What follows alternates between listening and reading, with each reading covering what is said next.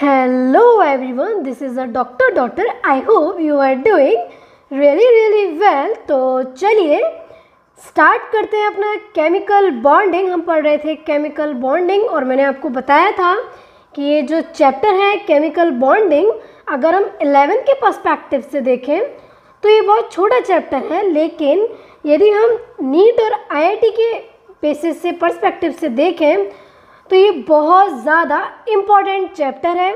अगर chemical bonding और periodic table आपको नहीं आता है तो आप इनऑर्गेनिक केमिस्ट्री को टैकल नहीं कर पाओगे।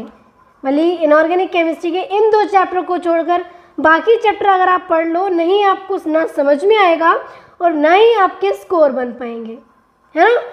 तो सबसे ज़्यादा इम्पोर्टेंट चैप्टर है ये केमिकल बॉन्डिंग। तो हम पढ़ रहे थे, मैंने लास्ट क्लास में बताया था आपको वैलेंसी के बारे में एंड हमने फॉर्मूला बनाना सीखा था। तो आगे बढ़ने से पहले हम रिवाइज करते हैं 5 मिनट्स, उसके बाद हम कंटिन्यू करेंगे। तो वीडियो को एंड तक देखना, अगर पसंद आए तो like, comment and share, subscribe ज़रूर करना, ठीक है। और मतलब बने रहना है लास्ट लेक्चर तक। केमिकल बॉन्डिंग बड़ा लेक्चर है तो इसमें हमारे लगेंगे कम से कम 1 मंथ, तो मान लो 1 मंथ नहीं तो 21 डेज तो इस चैप्टर को कंप्लीट होने में लगेगा। लेकिन जब चैप्टर एक कंप्लीट होगा तो आप खुद बोलोगे कि इस तरह से नहीं पढ़ा होगा आपने आज तक केमिकल बॉन्डिंग। हर एक पॉइंट को हम डीप में जाकर पढ़ेंगे, हर एक मतलब इसमें बहुत ज़्यादा कॉन्सेप्ट आते हैं, है ना। जैसे कि हाइब्रिडाइजेशन हुआ, बैक बॉन्डिंग हुआ, मेल्टिंग पॉइंट हुआ, बॉइलिंग पॉइंट हुआ, बॉन्ड एंगल हुआ, मतलब बहुत सारे इसमें टॉपिक्स होते हैं। तो हर टॉपिक्स को समझाना बहुत ज़्यादा डिफ़िकल्ट होता है, लेकिन आपको इस तरह पढ़ाया जाएगा, हर एक कॉन्सेप्ट आपका बिल्कुल क्रिस्टल क्लियर होता जाएगा, है ना। बिल्कुल हर एक कॉन्सेप्ट आपका फिंगर्स पे याद हो जाएगा। तो चलिए टाइम वेस्ट ना करते हुए हम आगे बढ़ते हैं। तो रिवाइज करते हैं 5 मिनट्स, ठीक है। मैंने बताया था वैलेंसी। वैलेंसी का मतलब क्या होता है? वैलेंसी डिराइव्ड हुआ है इटालियन वर्ड से वैलेंशिया से, जिसका मतलब था कंबाइनिंग कैपेसिटी। मतलब किसी एक एटम की किसी दूसरे एटम के साथ जो उसकी कंबाइन करने की कैपेसिटी होती है उसको ही क्या बोलते हैं? वैलेंसी बोलते हैं। देखो, bonding always S block and P block के एटम के बीच में देखी जाती है। क्यों देखी जाती है? बिकॉज एस ब्लॉक जो होता है उसका आईपी कम होता है एस कंपेयर टू पी, और जो पी ब्लॉक के एलिमेंट्स होते हैं उनका आईपी ज़्यादा होता है। तो उनमें आईपी का डिफरेंस ज़्यादा पाया जाता है, जिसकी वजह से केमिकल बॉन्डिंग हम किस में पढ़ते हैं?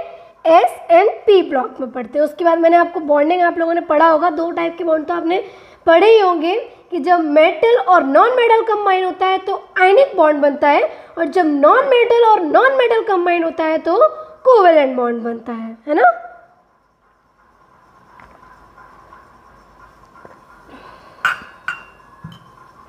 उसके बाद वैलेंसी की मैंने अलग अलग टाइप बताए थे आप लोगों को कि अकॉर्डिंग टू मॉडर्न कॉन्सेप्ट के अकॉर्डिंग पहले वैलेंसी बढ़ती है, देन 14 ग्रुप के बाद कम होने लगती है। फिर मैंने हाइड्रोजन के रिस्पेक्ट में बताया था बढ़ती है देन कम होती है, लेकिन उसके बाद मैंने ऑक्सीजन के कंपैरिजन में बताया था उसमें कंटिन्यूसली वैलेंसी इंक्रीज हो रही थी। अच्छा, कैसे पता लगा रही थी कि वैलेंसी कैसे निकालेंगे, वैलेंस इलेक्ट्रॉन कैसे निकालेंगे? तो वैलेंस इलेक्ट्रॉन हम निकालते हैं जो ग्रुप नंबर होता है 14 ग्रुप तक। तो देखो 14 की वैलेंसी हो गई।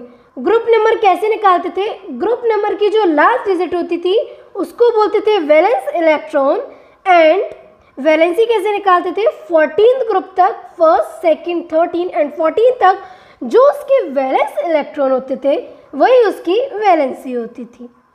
लेकिन 14 ग्रुप के बाद में 8 में से वैलेंस इलेक्ट्रॉन को माइनस करते थे तो हमारी वैलेंसी निकल कर आती थी।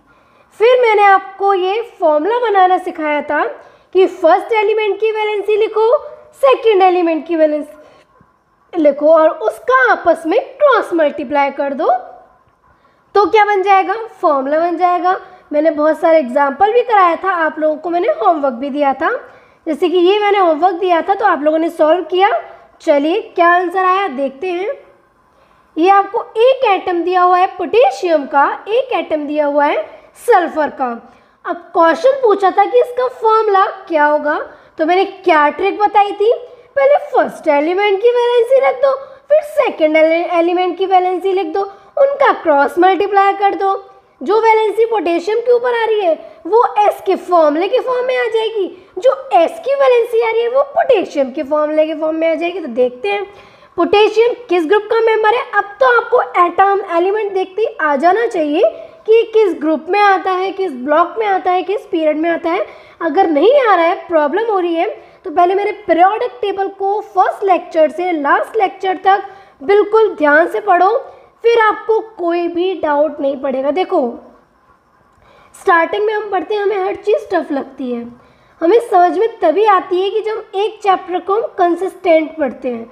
मान लो हमने इसके पीरियोडिक टेबल हमने कंप्लीट करा, किसी स्टूडेंट्स ने सिर्फ 2 लेक्चर देखे, उसके बाद वो जंप कर गया 7 लेक्चर पे, नहीं समझ में आएगा। एक्सपेक्ट कर रहे हो आप कि हमें समझ में आ जाएगा, नहीं आएगा। कंसिस्टेंसी हर चीज़ में ज़रूरी होती है। अगर आप एक एक लेक्चर को सीक्वेंस वाइज कंप्लीट करते जा रहे हो बिना बैकलॉग के, तो हर एक एक चीज़ आपकी बिल्कुल फिंगर्स पे होती जाएगी और आपको कोई डाउट भी नहीं आएगा। लेकिन वहीं आप स्किप करते हुए पढ़ रहे हो और मक्कारी कर रहे हो पढ़ने में, तो फिर दिक्कत आएगी, है ना। तो देखो आपके पास 2 एटम दिए, एक एटम दिया पोटेशियम और एक एलिमेंट दिया है सल्फर। कैसे इसका फॉर्मूला निकालेंगे। पोटेशियम फर्स्ट ग्रुप का मेंबर है, valence electron 1, valency 1। Sulphur 16 group का मेंबर है, 16 ग्रुप का मेंबर है। लास्ट जो ग्रुप नंबर डिजिट होती है 6 है, उतने वैलेंस इलेक्ट्रॉन है। 16 ग्रुप में आ गया तो 8 में से 6 को माइनस करेंगे तो वैलेंसी आएगी, तो वैलेंसी क्या हो गई 2 हो गई। अब इनका क्रॉस मल्टीप्लाई कर दो, जो वैलेंसी सल्फर के साथ है वो पोटेशियम के साथ आ जाएगी, जो पोटेशियम के साथ वैलेंसी है वो सल्फर के साथ, तो क्या आ जाएगा K2S इसका फॉर्मूला आ जाएगा। ये निकल रहा था आप लोगों का आंसर। एक और मैंने क्वेश्चन दिया था आपको, ए एल्यूमिनियम एक एलिमेंट दिया था और एक पी फॉस्फोरस दिया था। निकालते हैं एल्यूमिनियम। तो पहले आप लोग मुझे ये बताओ किस ग्रुप में आता है। वेरी गुड, 13 ग्रुप में आता है। अगर 13 ग्रुप में आ रहा है तो वैलेंस इलेक्ट्रॉन कितने हो गए 3 हो गए मैम जी। एंड अब वैलेंसी कितनी हो गई, इसकी भी वैलेंसी 3 हो गई, तो नो डाउट लिख दिया यहाँ पर 3। फॉस्फोरस 15 ग्रुप में आता है, वैलेंस इलेक्ट्रॉन कितने हो गए 5 हो गए। ग्रुप की लास्ट नंबर की डिजिट वैलेंसी को शो करती है। एंड 14 ग्रुप के बाद 8 में से वैलेंस इलेक्ट्रॉन को माइनस करते हैं तब वैलेंसी आती है। तो वैलेंसी कितनी आएगी, जब ग्रुप इसका 15 ग्रुप है, 5 वैलेंस इलेक्ट्रॉन है, तो 8 में से जब हम वैलेंस इलेक्ट्रॉन 5 माइनस करेंगे तो वैलेंसी भी इसकी भी कितनी आएगी 3 आएगी। तो इसका फॉर्मूला क्या बन जाएगा Al3p3। लेकिन बच्चों देखो ये कौन सा बॉन्ड है, आयनिक बॉन्ड है, बिकॉज एक पॉजिटिव चार्ज है एक नेगेटिव चार्ज है। तो जब भी आयनिक बॉन्ड लिखते हैं ना तो उसमें हम क्या लिखते हैं, उसका एम्पेरिकल फॉर्मूला लिखते हैं। एम्पेरिकल फॉर्मूला होता है सिंपलेस्ट रेशो में जो होता है 3 कॉमन ले लो, तो इसका फॉर्मूला क्या बन जाएगा बच्चों Al(p). क्लियर है। तो ये आपका होमवर्क कंप्लीट हुआ। अगर किसी को कोई डाउट है तो वो मुझसे पूछ सकते हैं, वरना हम आगे बढ़ते हैं। चलिए अब आज के लेक्चर में कुछ ज़्यादा खास तो नहीं, हम बॉन्डिंग पढ़ेंगे। बॉन्ड्स वैसे आपने सिर्फ 2 टाइप के बॉन्ड पढ़े होंगे, एक पढ़ा होगा आयनिक बॉन्ड, एक पढ़ा होगा कोवेलेंट बॉन्ड, लेकिन इसके अलावा भी बॉन्ड होते हैं, वो आज हम क्लियर करेंगे। पहले तो मेरी बात सुनो ध्यान से। 2 टाइप्स के बच्चों बॉन्ड होते हैं। एक बॉन्डिंग होती है इंटर एटॉमिक बॉन्डिंग और एक होती है इंटरमोलिकुलर बॉन्डिंग। जैसे कि नाम से क्लियर हो रहा है inter atomic. Inter atomic, atomic मतलब एटम और एटम के बीच वाली बॉन्डिंग, और एक बॉन्डिंग होती है इंटर मॉलिक्यूलर, मतलब मॉलिक्यूल और मॉलिक्यूल के बीच वाली बॉन्डिंग। क्लियर है। हमारे पास 2 टाइप्स की बॉन्डिंग होती है, एक होती है इंटर एटॉमिक और एक होती है इंटर मॉलिक्यूलर। इंटर एटॉमिक मतलब इंटर एटॉमिक, एटम और एटम के बीच वाली बॉन्डिंग, और इंटर मॉलिक्यूलर मतलब इंटर मॉलिक्यूलर मतलब मॉलिक्यूल और मॉलिक्यूल के बीच वाली बॉन्डिंग। देखो जब इंटर एटॉमिक बॉन्डिंग यहाँ समझाती हूँ, जब इंटर एटॉमिक होती है तो एक एटम मान लो ये हो गया, एक एटम मान लो ये हो गया। अब इसका ये न्यूक्लियस है, इसका कई इलेक्ट्रॉन भी तो होंगे, होंगे ना इसके इलेक्ट्रॉन, तो ये इसके इलेक्ट्रॉन बीच में आ जाते हैं, जिसकी वजह से न्यूक्लियस पर पॉजिटिव चार्ज और इलेक्ट्रॉन पर नेगेटिव चार्ज होने की वजह से इसमें क्या होगा, अगर अपोजिट साइन है तो क्या होता है, अट्रैक्शन होता है। तो ये अट्रैक्शन होने की वजह से जो इंटर एटॉमिक बॉन्ड होता है वो ज़्यादा स्ट्रॉन्ग हो जाता है।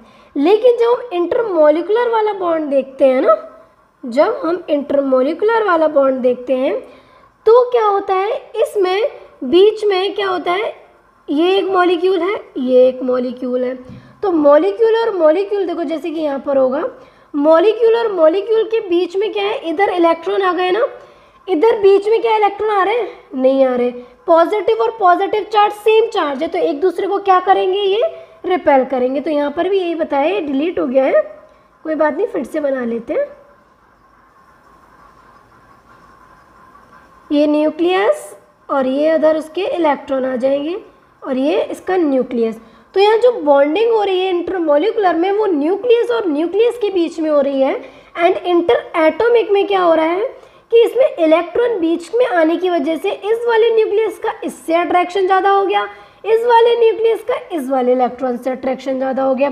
तो जब दो पॉजिटिव चार्ज के बीच इलेक्ट्रॉन आ गए तो वहाँ बॉन्डिंग ज़्यादा हो जाएगी, क्योंकि अपोजिट टाइप के अट्रैक्शन, क्योंकि अपोजिट टाइप का चार्ज है तो वहाँ अट्रैक्शन होगा।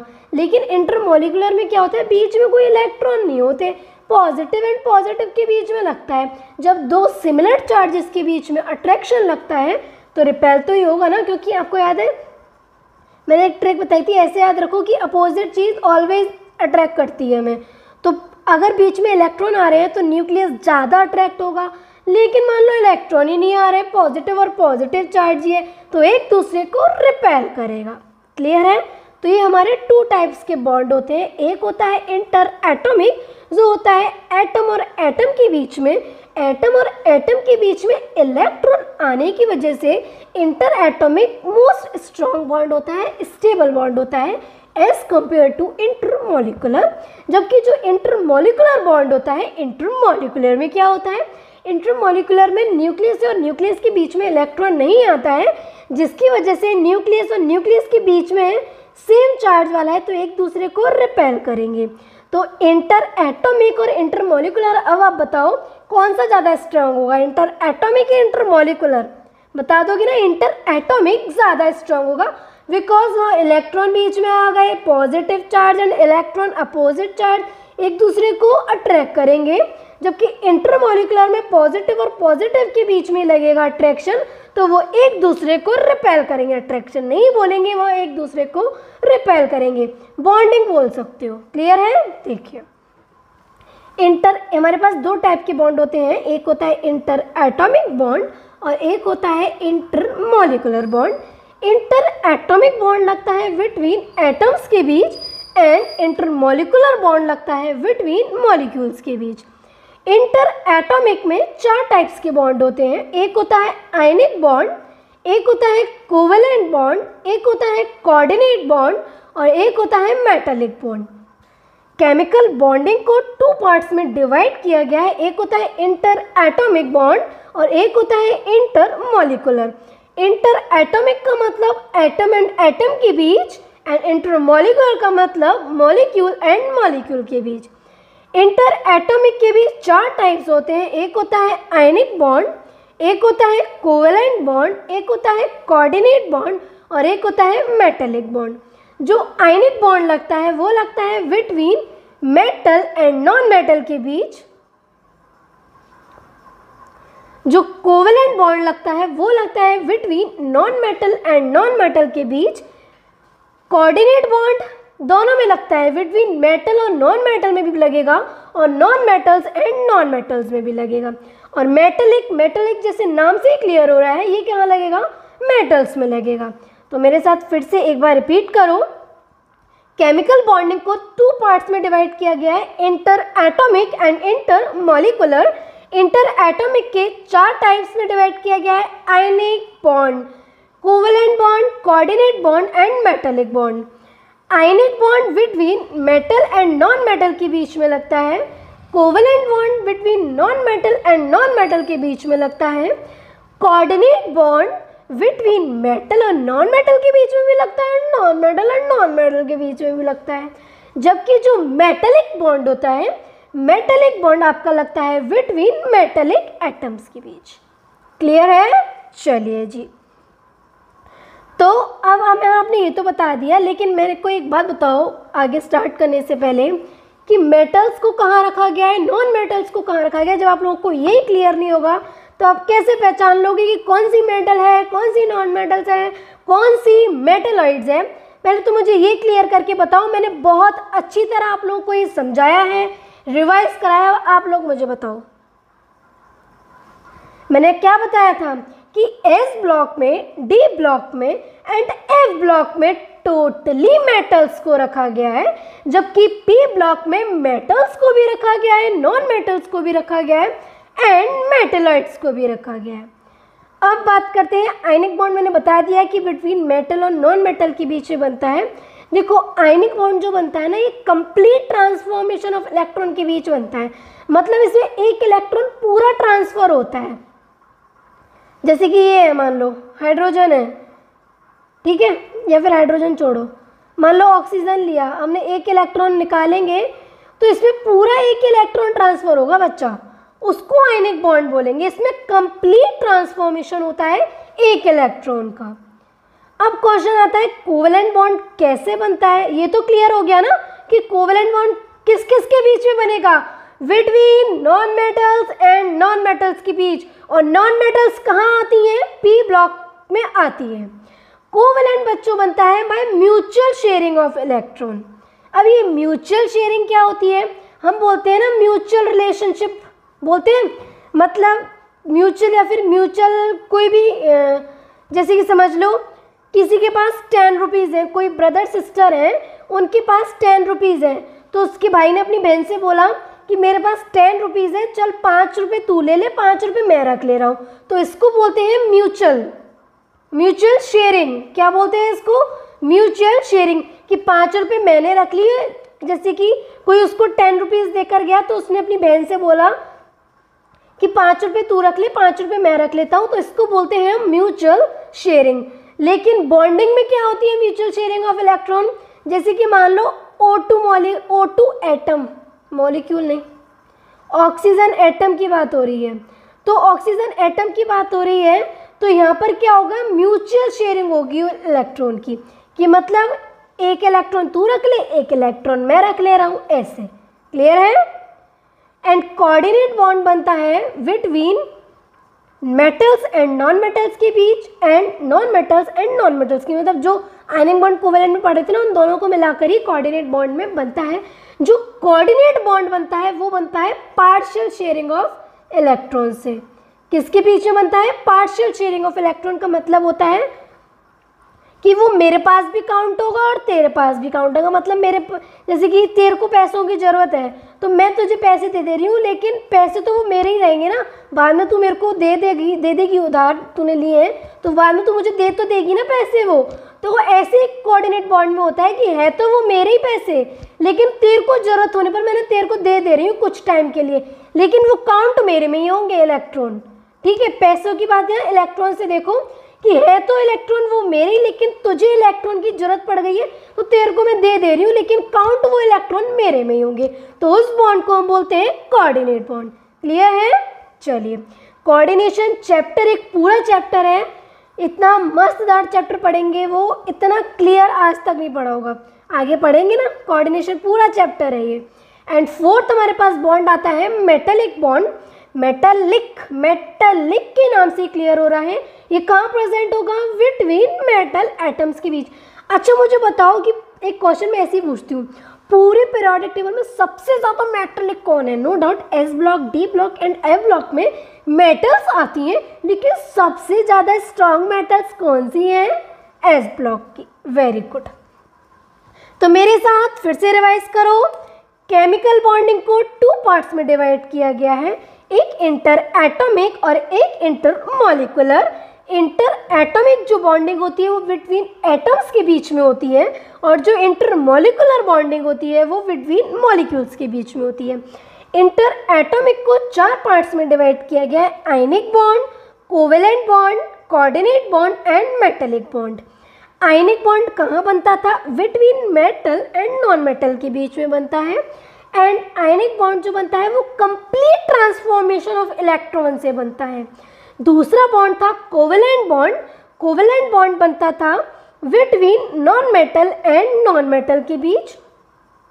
और कोवेलेंट बॉन्ड बनता कैसा था? By mutual sharing of electron से।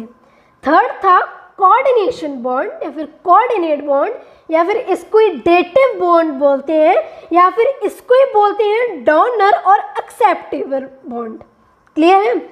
कोऑर्डिनेट बॉन्ड मेटल और नॉन मेटल में भी बनता है, नॉन मेटल और नॉन मेटल में भी बनता है। कोऑर्डिनेट बॉन्ड जो बनता है वो बनता कैसे है? बाय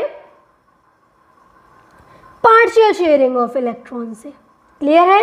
एंड फोर्थ हमारे पास था इंटर एटॉमिक में मेटेलिक बॉन्ड, जो कि मेटल्स में बनता है। क्लियर है? एक एक बॉन्ड को डिटेल में पढ़ेंगे, ये मत समझिएगा कि बस यहाँ पे ही मैंने बता दिया, नहीं। क्लियर बिल्कुल। कुछ लोग के आप लेक्चर्स देखोगे तो वो सिर्फ ऊपर ही ऊपर ओवरव्यू कर देते हैं। मेरे लेक्चर्स में ऐसा नहीं होगा, हम हर एक को बिल्कुल अंदर तक खोज कर लाएंगे, है ना। चलिए, तो इंटर एटॉमिक बॉन्ड हमारे पास कंप्लीट होते हैं। अब हम पढ़ते हैं inter molecular bond. Inter atomic 4 bond, फिर से ionic bond, covalent bond, coordinate bond and metallic bond.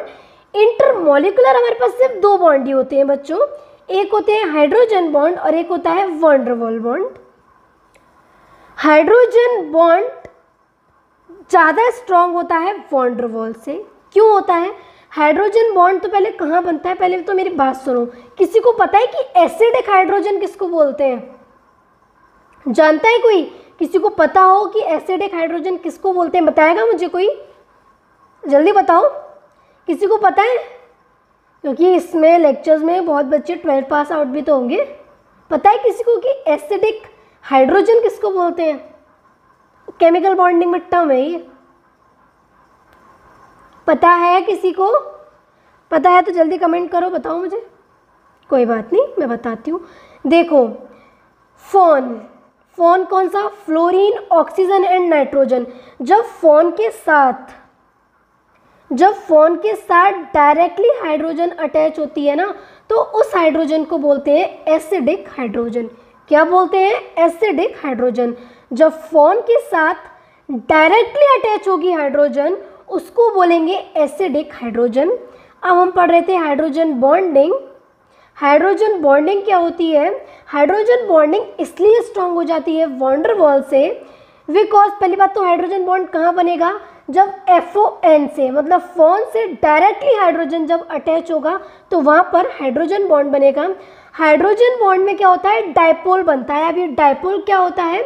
Dipole का मतलब होता है इक्वल एंड अपोजिट चार्ज का पेयर, उसको हम डायपोल बोलते हैं। डायपोल बनने की वजह से हाइड्रोजन बॉन्डिंग स्ट्रॉन्ग हो जाती है। क्लियर है? मतलब इंटरमॉलिक्यूलर में 2 टाइप्स के बॉन्ड होते हैं, हाइड्रोजन बॉन्ड और van der Waals. Hydrogen bond कहाँ कहाँ बनता है? जब फोन से डायरेक्टली हाइड्रोजन अटैच होगा तो वह बनेगा हाइड्रोजन बॉन्ड। और hydrogen bond van der Waals से क्यों अटैच हो जाता है? बिकॉज यहाँ पर डायपोल का फॉर्मेशन होता है, जिसकी वजह से हाइड्रोजन बॉन्ड स्ट्रॉन्ग हो जाती है। और मैंने आपको अभी बताया कि इंटर एटॉमिक मोर स्ट्रॉन्ग होता है as compare to intermolecular. और इंटर मॉलिक्यूलर में भी कौन सा बॉन्ड स्ट्रॉन्ग होता है? Hydrogen bond. क्यों स्ट्रॉन्ग होता है? बिकॉज डायपोल का फॉर्मेशन करता है। क्लियर है? अब आप लोगों को, मेरे को ऐसे लग रहा है आप लोगों को डाउट आएगा, क्योंकि कुछ बच्चों के बेसिक नहीं होते क्लियर, कि मैम कैसे पहचानेंगे कि एटम है कि मॉलिक्यूल है, कैसे पहचानेंगे? मैं बताती हूँ, 2 मिनट दो।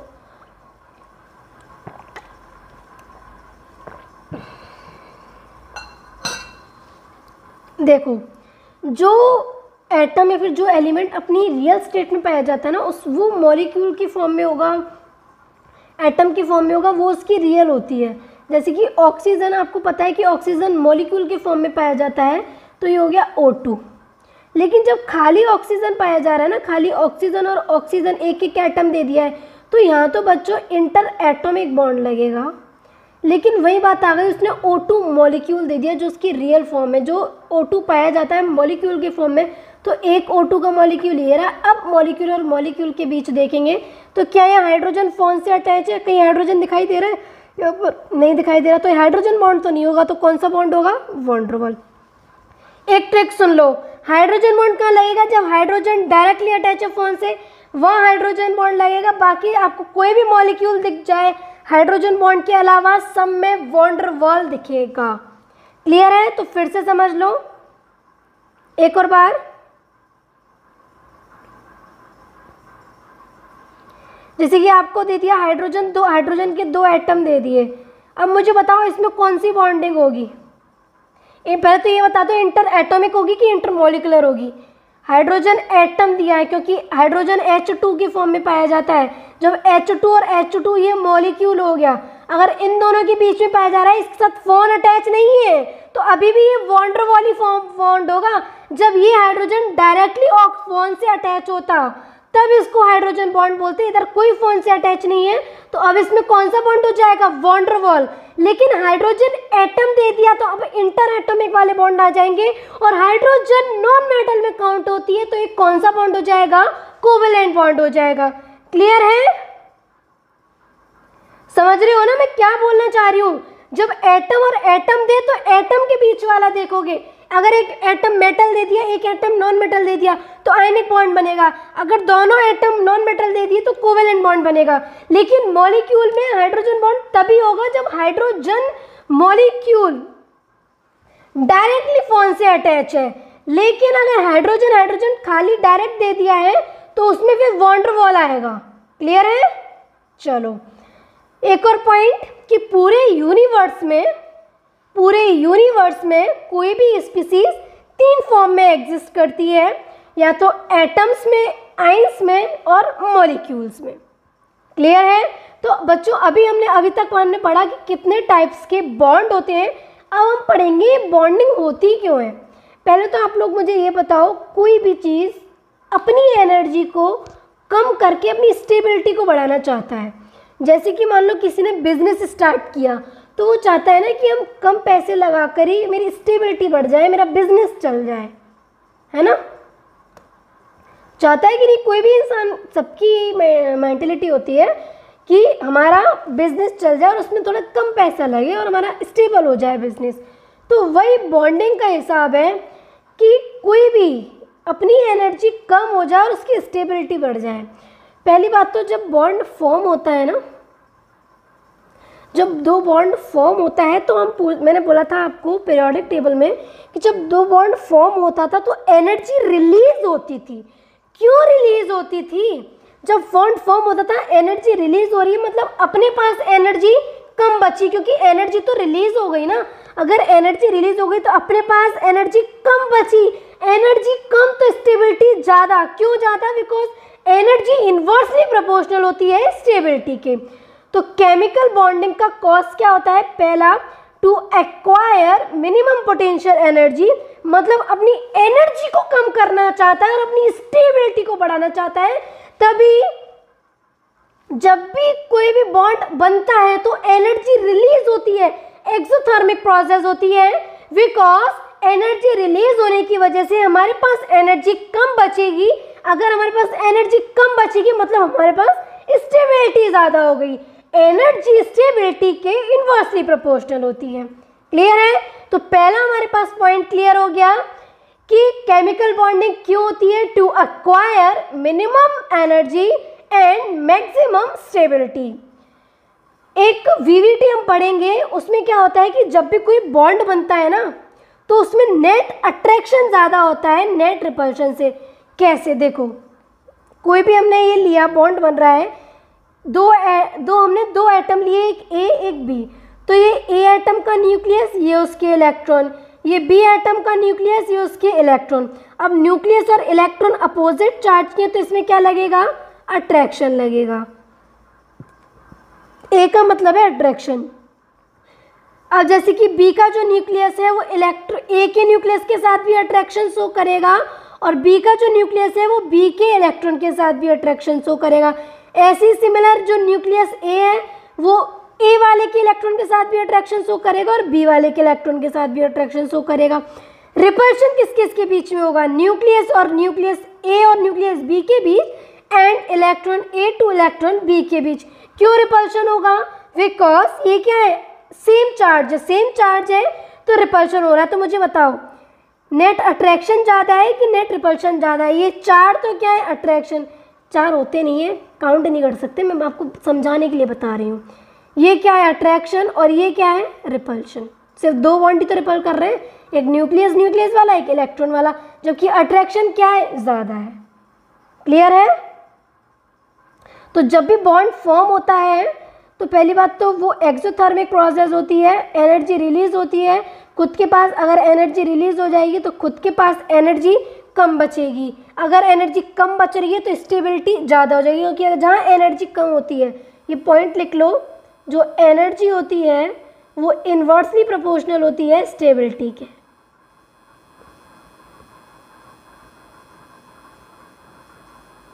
ठीक है, तो जब एनर्जी रिलीज हो जाएगी तो खुद के पास एनर्जी कम बचेगी, जिसकी वजह से स्टेबिलिटी बढ़ जाएगी। और जब कोई बॉन्ड फॉर्म होता है तो वह नेट अट्रैक्शन ज़्यादा होता है नेट रिपल्शन से। मैंने इस डायग्राम से आपको पूरा क्लियर बता दिया। तो पहला तो इसका कॉज ऑफ केमिकल बॉन्ड था कि acquire minimum potential energy and maximum stability, and second इसका है कोई भी एटम हो, है ना, वो क्या चाहता है कि अब मेरा ऑक्टेट नोबल गैसेस जैसा हो जाए, मतलब मेरे वैलेंस इलेक्ट्रॉन में 8 इलेक्ट्रॉन कंप्लीट हो जाए। ये किसने दिया था ऑक्टेट रूल? तो क्वेश्चन आता है कॉसल एंड लुइस में, जो अगर आप वो करोगे, यूनिवर्सल एक बुक होती है केमिस्ट्री की, अगर आप वो करोगे तो उसमें इस टाइप के क्वेश्चन मिल जाते हैं। तो वही क्वेश्चन है कि पहला तो to acquire minimum potential energy and maximum stability, और दूसरा रीज़न है केमिकल बॉन्डिंग का, having tendency to complete octet like as noble gases. कोई भी एटम हो, है ना, कुछ भी हो, क्या चाहता है सब, मेरा भाई ऑक्टेट कंप्लीट हो जाए, मेरा नोबल गैसेस जैसा ऑक्टेट कंप्लीट हो जाए, बस मैं यही चाहता हूँ। पूरे एटम इसी में लगे रहते हैं कि मैं बस अपना ऑक्टेट कंप्लीट करना चाहता हूँ, है ना। तो इसी वजह से केमिकल बॉन्डिंग होती है। ऑक्टेट कंप्लीट कैसे होगा? चाहे तुम वो शेयरिंग करके ले लो, चाहे तुम वो उसको इलेक्ट्रॉन को निकाल कर ले लो, चाहे इलेक्ट्रॉन को गेन करके ले लो।